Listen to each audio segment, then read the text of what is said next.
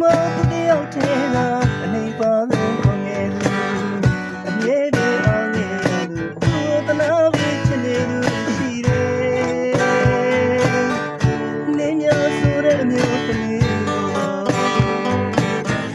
သူဘဝဆိုတဲ့စင်ခေါ်လို့ဝိရှာရဲ့မျိုးပေါ်နေ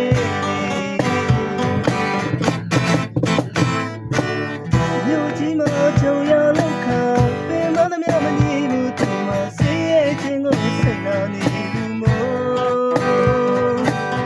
ရထားတဲ့ငွေတချို့ကိုရှေ့တွေ့ရရုံမထမ်းကနင်းများနဲ့တူနေရောက်နေခြင်းမီ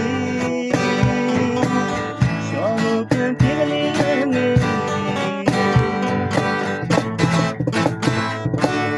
ဝမွေးသူကဆိုဒီအဖြစ်ဆိုများကြလေချစ်တဲ့နေများမှာချစ်ကိုဆောင်နေဝင်းကြီးချစ်သွား